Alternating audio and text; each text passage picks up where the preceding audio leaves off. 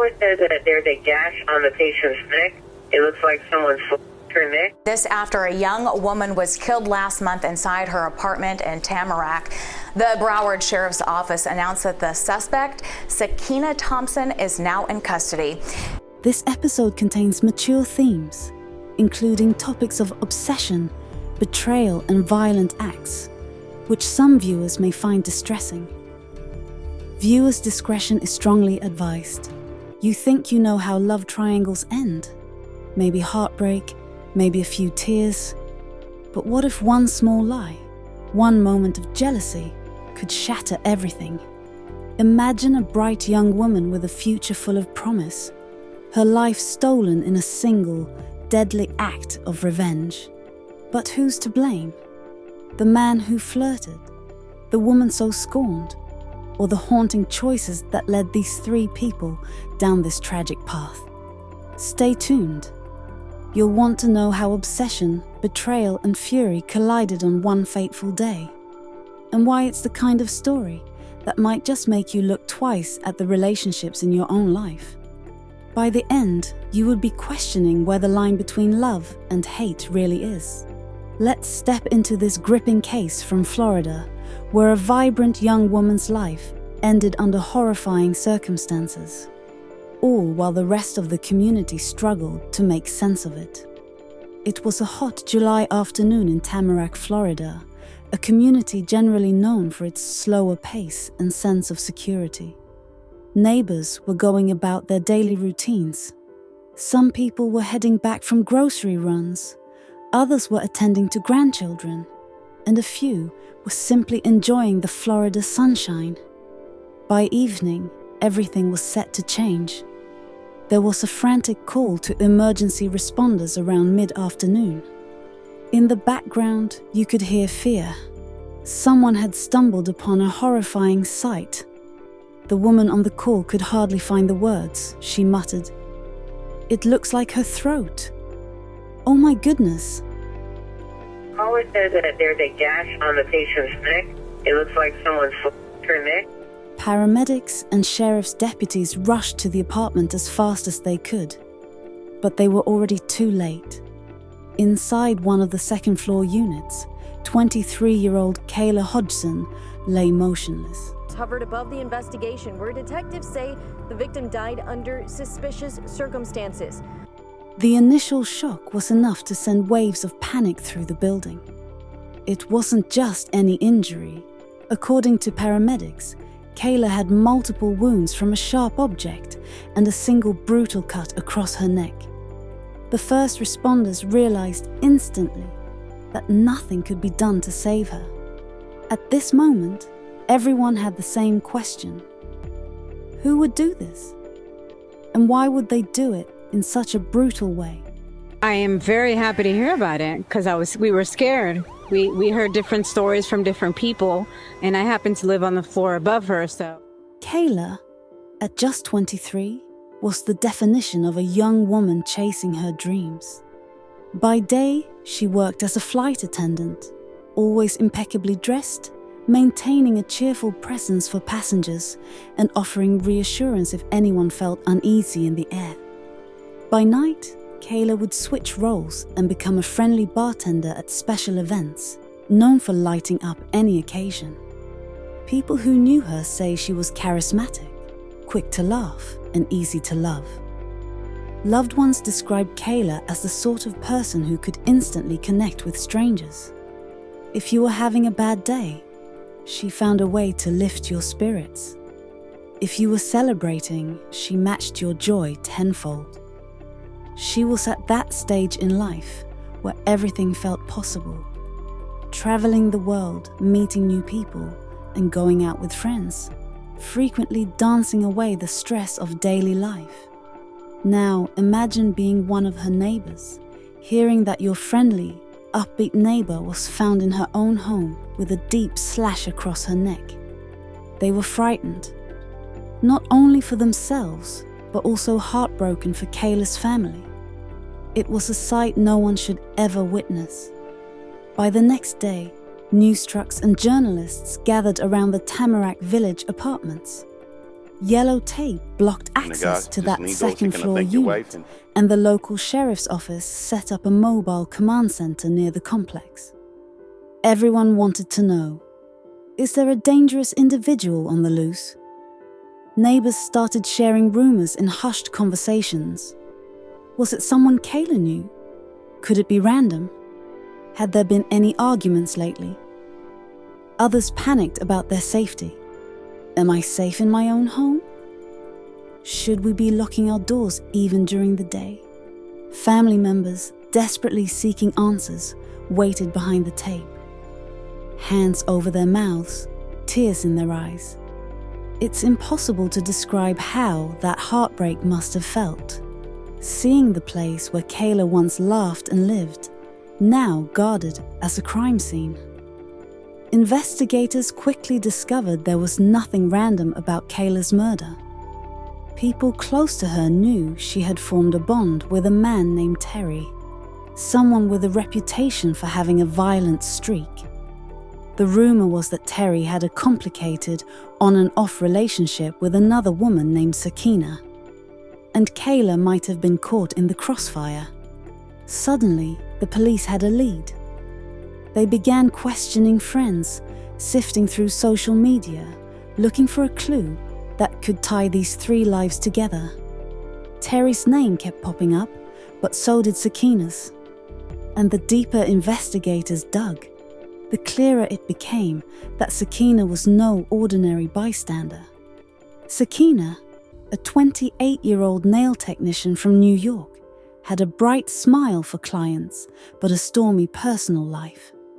Some referred to her as extremely bold, known to share both her relationship highlights and her relationship fights online. Whether it was a video of her celebrating a special moment with Terry or a clip of a heated argument, it was all there for public viewing. People who followed her recognized that she was in a relationship that teetered between love and hostility. Over time, Sakina's social media presence hinted at an obsession. She would post about people she felt had wronged her. She'd promised some kind of retaliation. Some followers initially thought it was just social media theatrics. After all, it's not unusual for couples to have spats online. But these public fights made her circle uneasy. They wondered if the relationship with Terry was more than just toxic. The turning point happened when Sakina realized something had happened between Terry and Kayla. At first, it was just a suspicion. Then it was confirmed when she tracked Terry's vehicle to Kayla's apartment on a day he claimed to be somewhere else. Could a single moment of deception trigger a horrifying confrontation? Investigators began to believe that Sakina's discovery of Terry's presence at Kayla's home might have sent her over the edge. July 13th, 2022. That was the day Kayla's life ended. Law enforcement believes Sakina, fueled by jealousy, took a flight from New York to Florida with a terrifying mission in mind: to make sure Kayla never crossed Terry's path again. Details from phone records and witness accounts suggest Sakina arrived at Kayla's building sometime in the early afternoon. No one recognized her. She was an out-of-town visitor, carrying something concealed. She might have looked calm, but based on what happened next, it's clear she had a plan in place.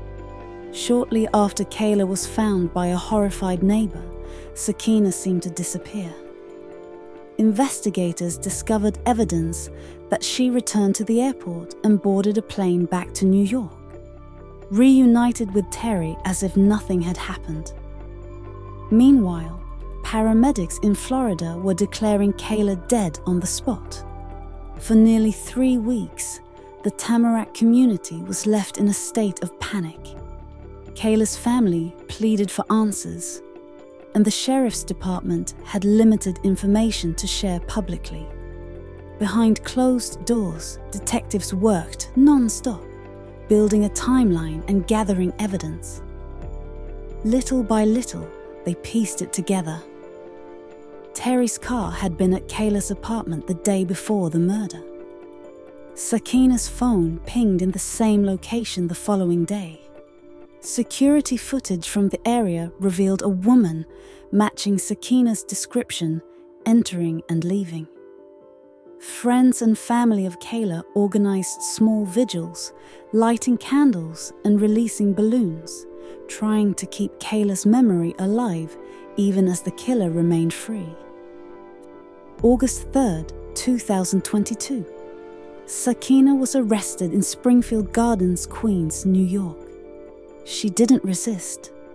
When the public heard that Kayla's alleged murderer was another woman, and someone Kayla barely knew, shockwaves of disbelief traveled through Florida and New York alike. It shattered the common assumption that Kayla's death had been the act of a typical male attacker. Terry, the man at the center of this storm, had remained elusive. Some believe he manipulated both women. Others think he was just a bystander. One thing was certain. Sakina was in custody, facing first-degree murder charges, and Kayla's family finally had a sliver of hope that justice might be served. In the months following her arrest, people waited to see if Sakina would show any regret. Yet she focused on writing letters from jail, hoping to use her pregnancy to gain sympathy. She requested release so she could give birth outside of prison. The judge rejected her plea. Those close to the case remarked on Sakina's self-centered approach. The brutality of Kayla's death, combined with Sakina's unwavering stance that she deserved leniency, left many speechless. It felt like Kayla's life was being overshadowed by the suspect's pleas for comfort. The story got more complicated once attorneys for Sakina began pointing fingers at Terry. They argued that Terry's lies and his role in this twisted triangle contributed to the violence. Some viewers might feel Terry holds significant responsibility. Others say Sakina alone carried out the crime and must face the consequences. If you're watching right now, I'm curious. Do you believe the blame should rest solely on Sakina, or does Terry share in that burden? Let me know your perspective in the comments.